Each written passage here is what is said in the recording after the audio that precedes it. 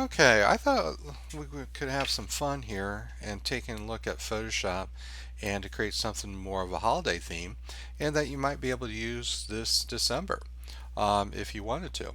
Now, I found this nice little tutorial online by Helen Parker, and it does a great job to showcase how you can create something like this using just simple Photoshop commands and brushes and just simple shapes on that part. So let's get started on that. So what I'm going to do here, I'm going to start with a new document, and I'm going to go in. You can make it any size you want, but you want to make sure you have a nice large size first, and then you can always resize it afterwards. So I'm going to go in with 1280 by 1024 and resolution 72. When you work with something large, you don't want to have that high resolution because it'll be just a large file size. Now, from this standpoint, I'm going to take my gradient tool. I want to create a nice little gradient in the background. Okay.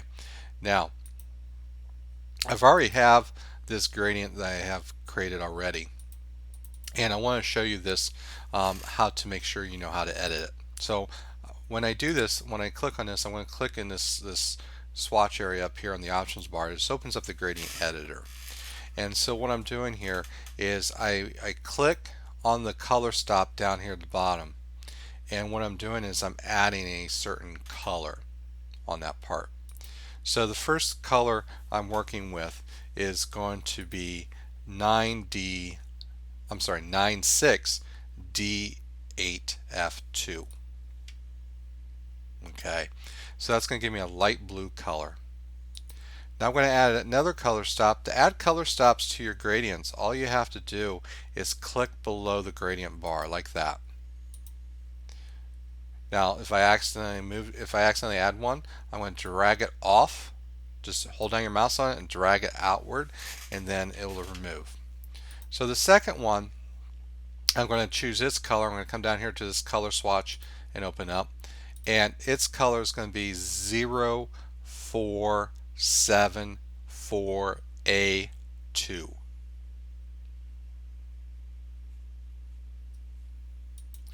Then I'm going to click and add a third one. This is going to be a little bit darker, and this number is going to be 073E52.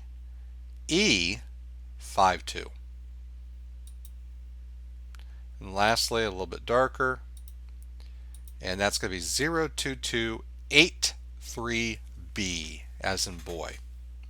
So again, once you have those in, then you don't want to go in and create your gradient over and over, so you click on the new button here and adds it to the list. Okay, so then what I'm going to do here is with my gradient tool, I'm going to create a nice little radial button right here. I have it turned on, radial, and I'm just going to start in and drag outward. That looks good enough. So you see how you start off a little bit lighter, gets a little bit darker around the edges. Now, what I'm going to do is I'm going to create a interesting pattern over here on the right hand side.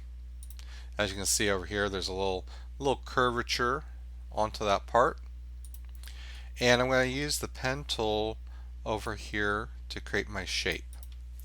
Now what I'm going to do is I'm going to come up to my options bar, and I'm going to turn on the shape option. Okay, I'm going to turn on the shape option. When you do that, it's going to create a new shape layer, and it'll put it right above the background. Now right now I have it set to fill to be white and no stroke, but eventually we're going to change that white to a different color. So what I'm going to do here is I'm going to start at the top. I'm going to click. I'm going to come down and drag and create a directional handle. Whenever I create directional handles, it creates a shape, it changes my path to a shape of a curve. I'm going to come down here, outside it.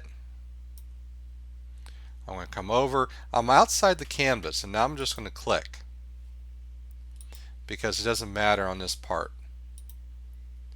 Okay, so what I'm doing here is I'm creating this little interesting shape over here on the right hand side. Now you can always change it around if you need to. You do have your selection tools that you can actually work with. The direct selection tool, the white arrow, allows you to manipulate points on the path. As you see over here, it creates the shape 1. Now what I'm going to do here is I'm going to overlay this with a gradient color. And I'm going to use a layer style to do so. So I'm going to choose gradient overlay. I'm going to make sure my blend mode is set to normal, opacity is 100%, and then I'm going to go in and work with my gradient here. So just like we've seen before, what I want to do is I'm going to manipulate these two color stops down here. Okay. So I'm going to click on this bottom color stop. I'm going to click on this color swatch. I'm going to put in a color 044 capital E 6 capital E. I'm going to click OK. Then I'm going to come over here and click on its color stop and click on the color swatch, add a new color 389 capital B C 3. Click OK. Now if you want to, you can add a new swatch panel right up there, so you just adds a new swatch, makes your life easier. And then I'm going to click OK.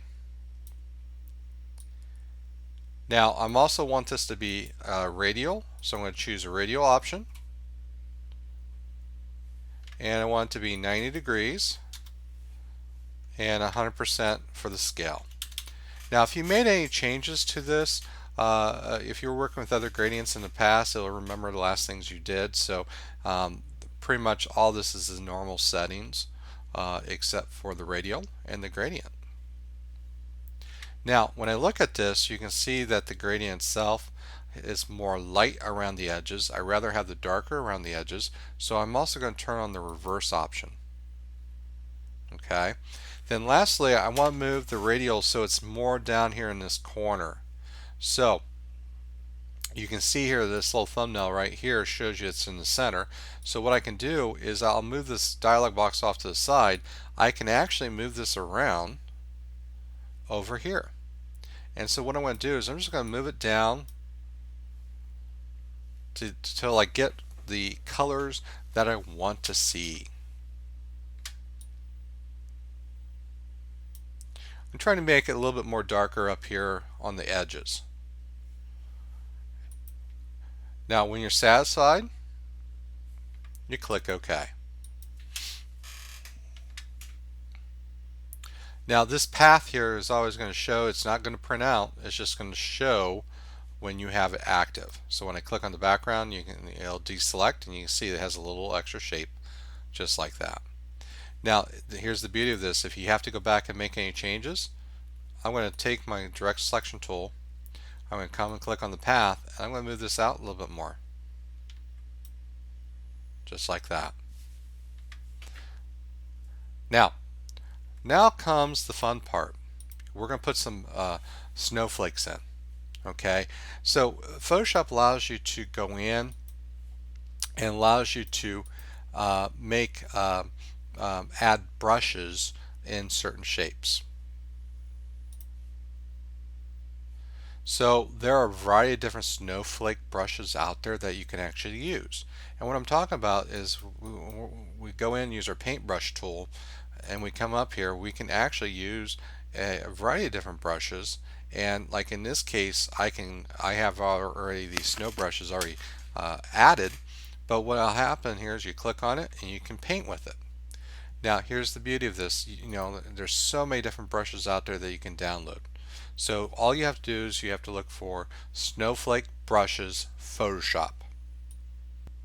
So here I'm using Google. I type in Snowflake Brushes Photoshop, and here's a couple. You can check different ones out. It doesn't really matter because they're pretty much all similar brushes. And like in case like this, you can actually go in and download it, and it's free to use. What happens is it downloads as a zip folder. So when you download a zip folder, then you have to extract it. You have to extract it, then you can install those brushes. So in this case, you can see that the zip folder has been downloaded. So I'm just going to right click and extract all. If you're on a Mac, you can just double click on it. Then in this folder, you'll see that you're given what we call as an ABR file. That ABR file is a brush file. And then what you need to do here is you just have to go to your brush panel. And there's a little, when you click on this to open it up, there's a little drop down list that you can actually come down and use. And you can choose load brushes. And you go to the folder where you have it. And again, it has to be extracted first. If you don't, it won't work. So then you choose the file, you click on load, and then it loads it and it adds it toward the bottom of your list of brushes. Okay, so when it does, it usually adds it right at the bottom. So you can add many different brushes on that part, which is really kind of cool. So now with that said, what I'm going to do is I'm going to take this brush here that I have that we just downloaded, and then I'm going to make some modifications to it. Okay. Now what I mean is when I work with this, I'm going to create a new layer real quick so you can see this, is if I go in and I paint across, that don't look like snowflakes. Now if I click once, that looks like a snowflake. Okay, so what we're going to do here is we're going to control how many snowflakes appear, and we're going to make it look random. So we're going to make some smaller, larger, and then rotate it a little bit. And we can do that by changing the properties of our brushes, and makes it life a lot easier. So when I go across, I won't get this nice little stroke going across. I will actually get random flakes on that part. So to do that, I have the brush selected. I'm going to open up my brush preset panel up under Window menu. Actually, I'm going to go back. Instead of doing brush, I'm going to go to the brush panel. My fault. Brush panel. You can set up the preset, but I'm going to change the properties of this brush right here on the brush panel. Now, it should be already selected here. If not, you want to reduce, make the adjustment. First thing I'm going to do is I'm going to make it smaller. So I'm going to change the font size, or basically the diameter size, not font size, diameter size to 90.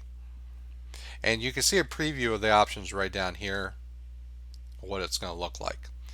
Now what I'm going to do is I'm going to change the shape dynamics. So I'm going to click on the word shape dynamics. If you just click on the check mark, you don't make this active. So you can make edit changes. So you have to actually click on the word to go and make changes. So what you'll see the word jitter. Jitter means randomness. So what we're going to do is we want to control the size, and so it looks more random. And so I'm going to increase this up to about 79%. That means every stroke has a option of changing the size. We're also going to increase it could possibly a flake become really, really small, like 1 pixel, and you won't see it. So we're going to make the minimum diameter to be 20%. So it always goes in and it has a certain width to it. So we're going to make the angle jitter 100%, which means that it can come in and be rotated, a certain degree. So every brush is going to be rotated a little bit differently. Now I'm going to control the scattering effect, and this is what we really need to get. So what I'm going to do is I don't want it to be on the one axis. You can see that it's like duplicating on one axis. So I'm going to have it go scatter along that axis. I'm going to go up here and change the percent to be 242. You can see how it's more random now. And I'm going to increase the count to 1, and I want the count jitter to go up to 100%.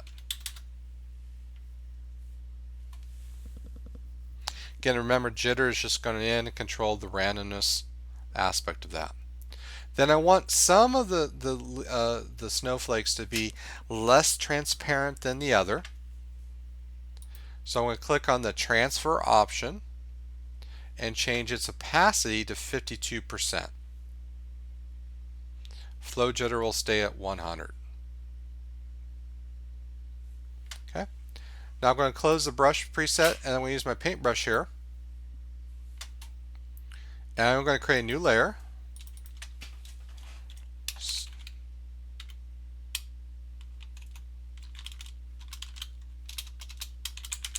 give it a name here. And then what I want to do here is I'm just going to paint along the right side, along the edges, just like that.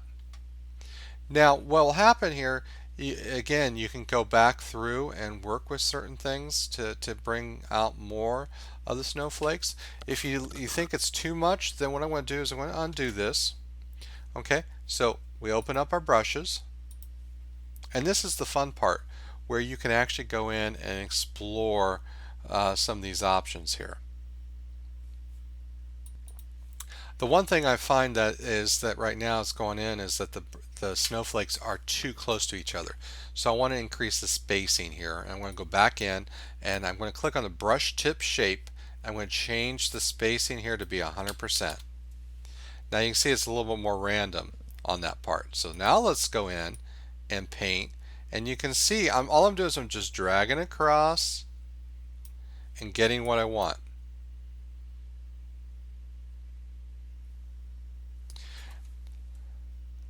Now over here on the left side, I want to go in and use larger flakes. So I'm going to create a new layer.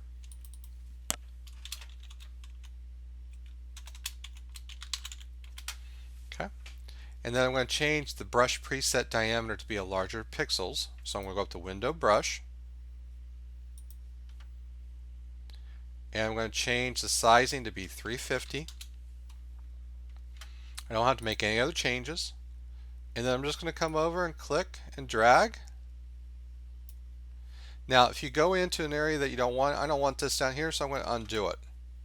So sometimes what will happen is you sometimes will have to go in and draw a couple times. Sometimes you can just click if you want, but if you hold down your mouse and you drag, you're going to create random shapes. Okay. So if you don't like what you did, undo it. Okay. If you want to add something, click. And when you click, you're going to get a different transparency, you'll get a different rotation, you'll get a different size, which is really cool on that part. And then again, you can have this a little more random if you want to, but I want this a little bit larger, larger font, larger brush size. Okay. Now we're going to create a new layer. Let's switch gears here. We got our background the way we want, and I'm going to work with the base layer for our Christmas bulb. Okay, so I'm going to basically use the ellipse tool that we have over here with our vector tools.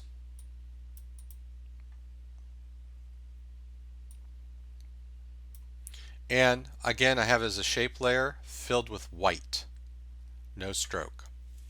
Now I'm going to hold down my shift key, and what I want to do, oops, I accidentally added it, so I'm going to undo and delete that, and we'll hold down the shift key again, create a nice size circle, close the properties right now, and if you want to, you can move it differently. You can move it afterwards, so it doesn't matter on that part. So again, we have a circle for our bulb, and we have it as white fill. Now what we're going to do is we're going to create more of that 3D look. Okay, so if you see how this bulb that we have, we have more of it looks like a 3D sphere. And to do that, we have to actually add some styles. Okay, so I actually add some styles to create that. So it starts off with a flat circle that we have here, and then when we start adding these blending styles, they'll actually create some nice sphere-like. So we're going to go here to the layer style. We're going to add a inner glow. Okay. I have the blend mode up here set to screen, opacity set to 75%, and I want to change the color here so it's a little bit darker for the inner glow. And so down here at the bottom, I want this to be, for the hexadecimal, 0, 3, 3, 4, 4, 9.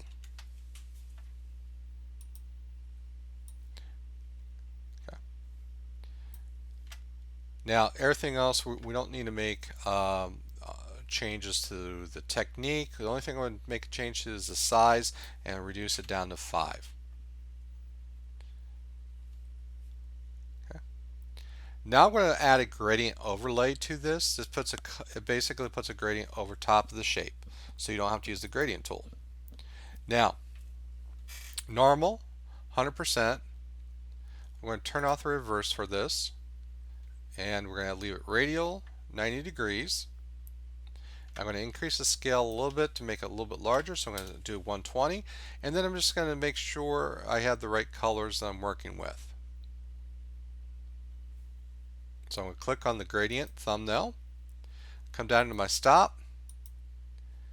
Okay, I'm going to put in 0.893 cc. Click on next stop. 0.33 D as in David 5.6.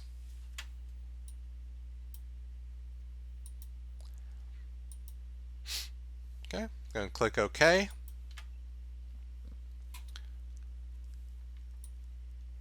Now you can see here I'm going to have to move it. Remember, it's the gradient overlay that we did, so I'm going to move this so it's in the center. So I'm coming into the shape and moving into the center, because remember, it's the last thing we did. You can see you have a little glow around the edges. That's because of the inner glow. And then we also have this little gradient, and that gradient is what's creating that more of that spear-like. So I'm going to click OK. Now I'm going to create a new ellipse. I'm going to put it at the top of this shape. Now it's going to create a shape layer just like before with a white fill. Now if you don't get it in place, if you hold down your space bar, you can move it in place. Just don't release your mouse button. I'm going to release the mouse button, release the shape, and so now I've created a second ellipse called ellipse 2. This is going to create more of the glow effect that we have from going like a little shadow to it. But of course we don't want white, so we're going to go in and add a gradient overlay.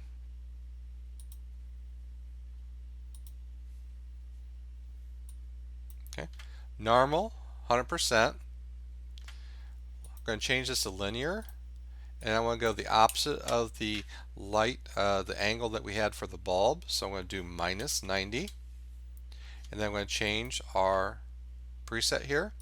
I want the first one to start off with white. Okay, the second one's going to go to transparency. Okay, to change that, you have to click the top stop button, the top one, and change the opacity to 0. Then you can add it to new if you want to use it over again. I want to click OK. Also want to change the scale to up to 150 on this part.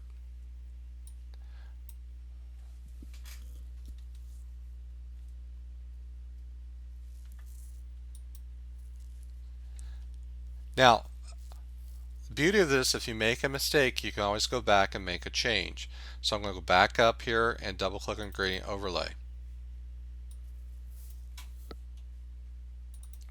Now, to get this to blend in the way we want, what we're going to do is we're going to change the option up here on our layers panel where it says ellipse. We have ellipse 2 selected. I'm going to change the fill option to be 0. Now what that's going to do is going to remove the white that's there and just apply the style that we see. So you want to make sure the fill is set to 0. So once I change that to 0, you can see that I have nice little gradient added to the circle. Oops, clicked on cancel there. And it's going to transparency down here at the bottom. So it's creating a nice little glow at the top. Okay, next thing I'm going to do is I'm going to switch to the rectangle tool. Again, white with no stroke. And I'm going to basically come up here to the top. I'm going to zoom in a little bit more on this because it's harder to look at. And then what I'm going to do with the rectangle tool is I'm going to select, and actually I'm not select, but create a rectangle, small rectangle at the top of the circle.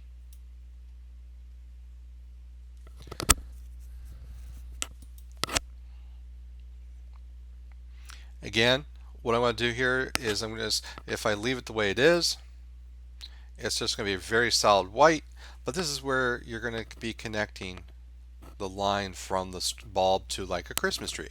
So what I'm going to do here is I'm just going to add some styles to this. I'm going to go in and use an outer glow. Okay. Screen 75%, white. We got softer. Size I'm going to increase up a little bit to 5. I'm going to click OK. So it creates more of a softer edge. You see that? It's a little more blurry on that part. Now we're going to draw a line. So I'm going to switch to my line tool. And I'm going to start in the middle. I'm going to drag straight up.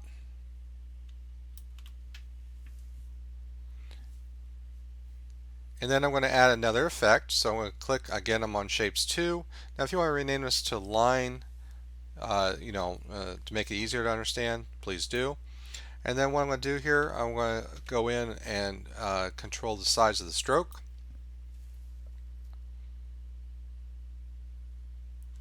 So I'm going to set the size here to 1 pixel. Position outside. What it is just going to create a little bit larger width to it. And color, I'm going to change this to white. Then I'm also going to have that little glow going on. I'm going to try an inner glow here. Screen opacity set to 100%. I want the color to be white. Change the size of the elements to 7. And then click OK.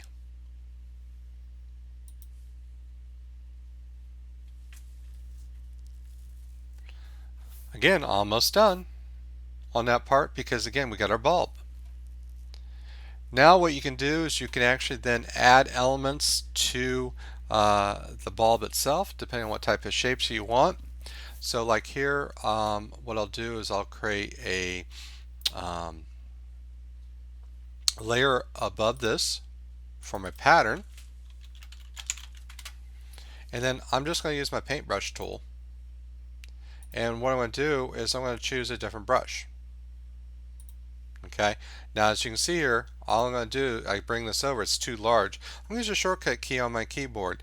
The left and right square brackets on the keyboard to the right of the letter P allows you to resize. So I'm going to press the left square bracket and I'm going to go in and I'm going to click, just click once with a white fill.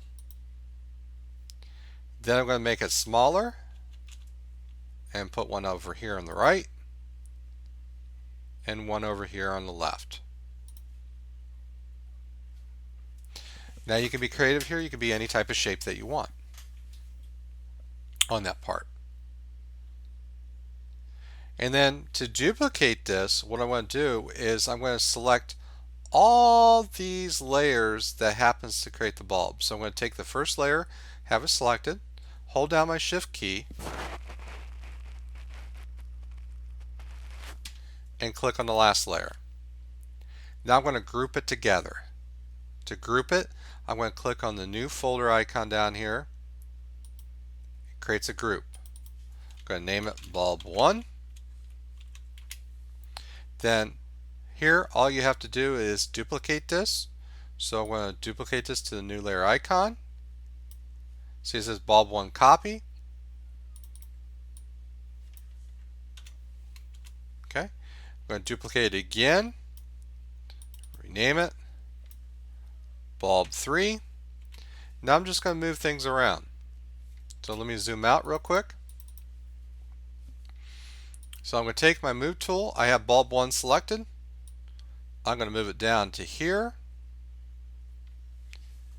And I'm going to also make it larger. To do that, I'm going to do Edit, free transform.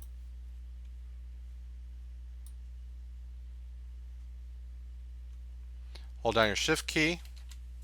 Now we'll have to extend the line up. That's no problem. I'm going to click on bulb 2. I'm going to move this up. And again, I'm going to do transform it. I'm going to make it a little bit smaller. Just like that. Press my enter key to accept. Now for bulb 1, I will go in here to the line.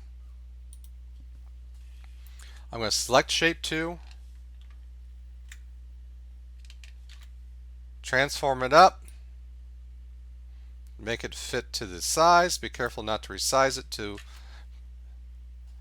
the width or left. I'm going to press my enter key to accept it. Now, if you don't like the patterns for all, you want to be a little bit different, then what you can do here is you can click on the pattern for bulb 1. I'll just do a Control A, select all, Command A on the Mac, delete it. Let me deselect. Then I'm going to take my paintbrush, and I can go in and work with different brushes. I downloaded some deer brushes that I can use, so I can click here. As you can see, it's a little bit big on that, so I'm going to reduce the size. Get it down to where I want it, and I click. Just click once.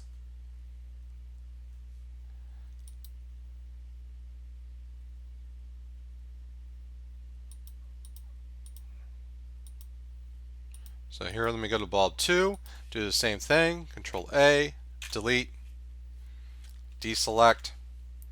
Now, again, be creative, find different shapes that you want to put in there. If you want to use other snowflakes, or you want to create your own shape, you can do so.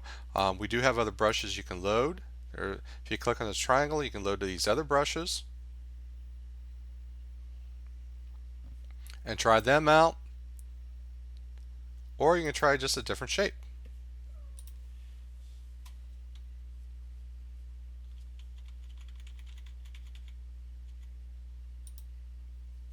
Now be careful, some of these shapes are scattered already, so I guess that's the wrong shape to use, or brush to use, because you gotta watch, some of the brushes already have scatter added, and when you click, it'll add that, so you gotta be careful on that. So I'll switch back to a different star on that, or a different snowflake. Click, and then of course you can, add a couple more. So it gives it a little bit different look. So it's really easy to work with. Again, we didn't, once we create the one bulb, then it's just duplicating it, and creating the other ones for that purpose. Now you have a nice little background. Now you can add some text up here at the top, Happy Holidays, Merry Christmas, anything you want, you can add to it. On that. So hopefully it's been a fun little exercise for you. See what you can do. Now again, the colors that we worked with, you can always, if you want to try to do it in red, green, it doesn't matter. Just make sure that when you're looking at the colors that you're choosing a lighter color. So if you're doing reds, some of the gradients we did, let me just switch back here real quick. This would be like a lighter red, a little bit darker, darker red, and really dark red. So you can mix and match it if you need to. And it wouldn't be too hard to do.